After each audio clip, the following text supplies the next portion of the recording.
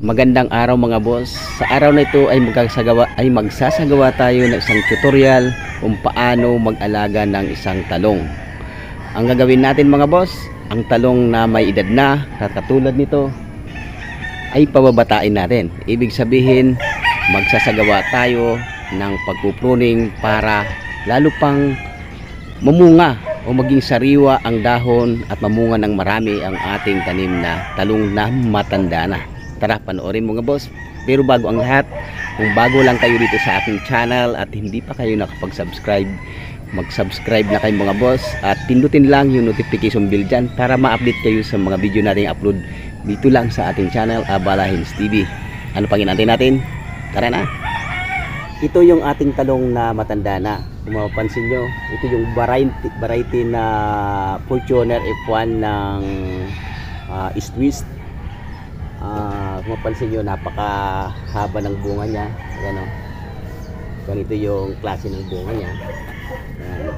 Kaya lang medyo maedad na siya at kailangan na natin tong unti-unti nating ipoprune. Ang gagawin natin ay gagamit tayo ng cutter na matalas at huwag tayong gagamit ng itak or kutsilyo kasi masasaktan yung ating halaman. Ang gagawin natin, tulad dito nagbawas na ako, puputulin natin ang mga sanga niya dito sa baba muna habang di pa natin na harvest yung mga bunga. Pag na-harvest na natin, saka natin puputulin yung ating halaman. Pero sa ngayon ay umpisahan muna natin dito sa baba. Tanggalin natin yung mga hindi na maganda tulad nito, payat na. Yan, putulin natin.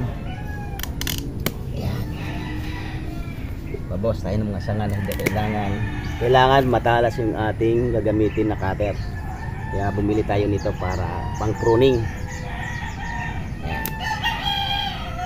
Wala dito, medyo magulang na, natuyo na. Gawin natin. And then dito sa sangan na to, kasi wala na kaya yan, puputulin natin ay banda rito lang para kahit paano ay sumanga pa siya. Ayan, dito lang. Napakaganda pag gumagamit tayo ng cutter, hindi nasasaktan yung ating halaman. Yan o, diretso. Tapos dito naman sa taas medyo ano pa, tulad nito, pwede na siyang makuha. Hindi na lumaki to kasi pangit na nga, kaya tanggalin na lang natin. Tapos sa banda rito tayo magpuputol. Yan. Yan diba? Wala na, payat na wala nang sustansya. Tapos ito naman, tanggalin na rin natin to. Bunga, pwede na nating iulam. Then putol tayo dito sa baba. Yan, huwag nating sasagarin, baka mamatay. Yan. Dito mayroong tutubong maliit. Hayaan muna natin, titingnan natin kung maganda yung tubo niya. Kung okay naman, papadiretsuhin natin. Then ito, nagputol ako dati dito, may tumubo, pero tanggalin natin pa rin to. Asahan natin may tutubo dito.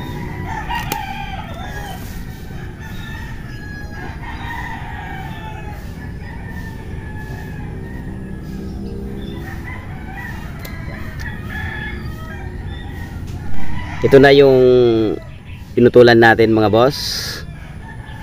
Yan. And then hinayaan muna natin yon kasi mayroon ng tumutubo. And then ito, sunod na araw ay puputulin natin. Nagbabalak nga tayo na gawin natin itong binhi kasi magandang klase.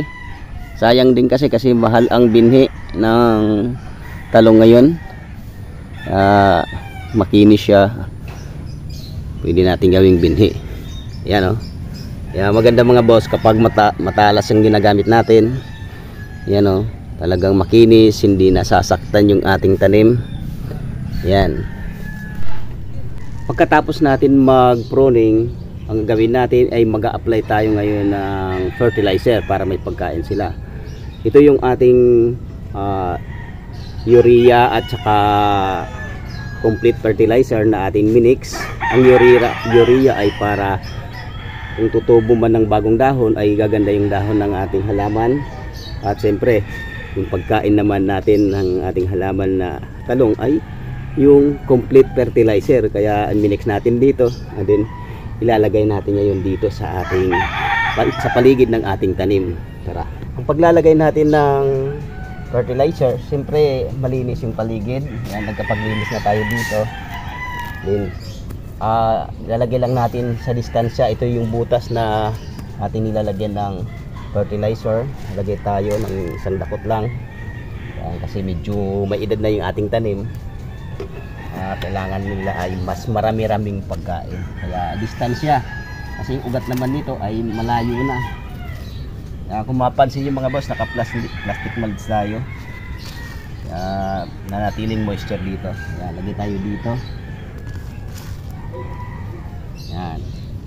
And then pagkatapos natin maglagay ng fertilizer ay didiligan natin para matunaw yung ating abono. Yan, para makakain kaagad yung ating halaman at dahon siya ng panibago. Yan. Yan, siyempre diligan na rin natin. Kasi mainit yung panahon ngayon, kailangan nila ng tubig. Tapos na tayo maglagay ng synthetic na fertilizer, yung urea at saka yung complete niya. Yan ay ang ilalagay naman natin ay yung organic fertilizer galing sa chicken manure. Nakuha lang natin dito sa paligid. Yan, kinumpos natin, ito na. Then ilalagay lang natin ito sa paligid ng ating halaman.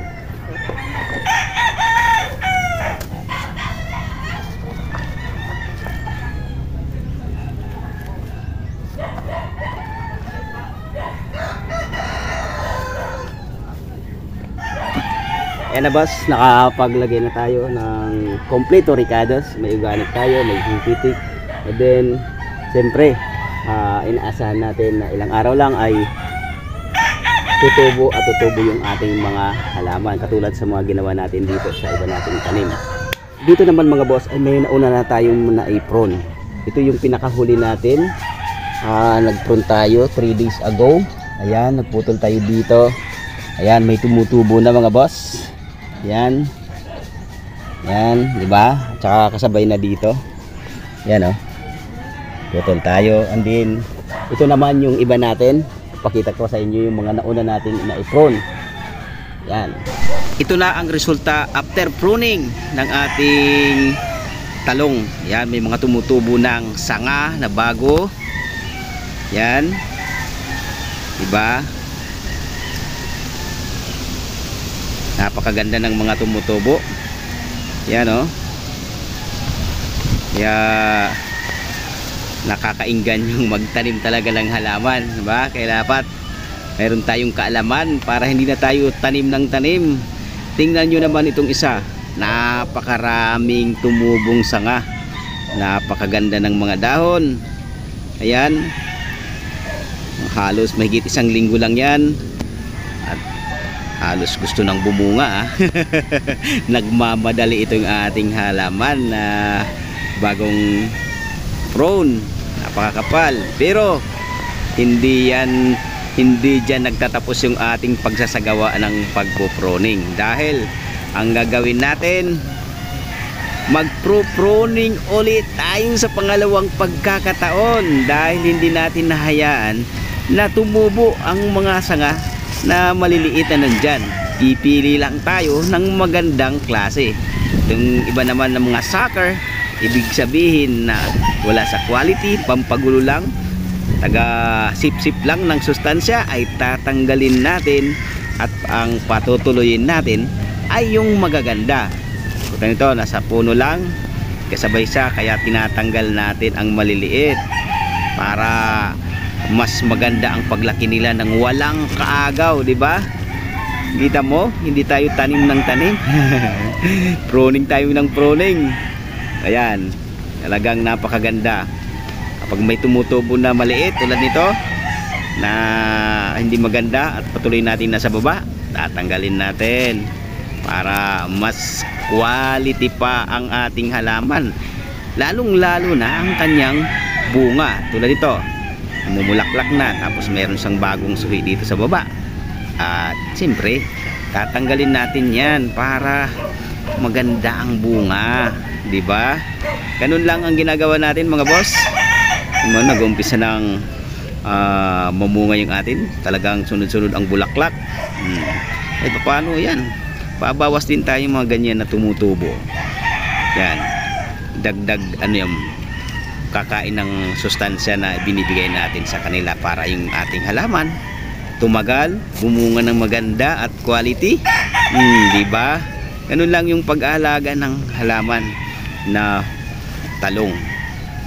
Yan, kailangan alagaan din natin, hindi lang sa pagpuprune. Siyempre mag-apply din tayo dito ng abono, yung insecticide, kasi minsan may mga sumisira sa dahon dito, binubutas ng dahon para mawala ang quality, kaya hindi na gaanong namumunga dahil nga itong mga insekto ay talagang mga pasaway. Kaya yan ang resulta mga boss ng ating pagpupruning. Talagang napaka-effective. Hindi tayo ulit ko yung tanim ng tanim, di ba? Hangga't kaya natin alagaan. Ayan mga boss, dagdag kaalaman na naman ang ibigay ko sa inyo sa paghahalaman, lalong-lalo na yung ating tutorial ngayon sa pag-aalaga ng talong na matanda na ating pababatain, pabubungahin ng marami at magiging sariwa, parang bagong-bagong tanim. Yan, muli, kung bago lang kayo dito sa aking channel at hindi pa kayo nakapag-subscribe, mag-subscribe na kayo mga boss. At huwag kalilimutan, pinutin dyan yung notification bell para ma-update kayo sa mga video natin upload dito lang sa ating channel, Abalains TV. Bye bye!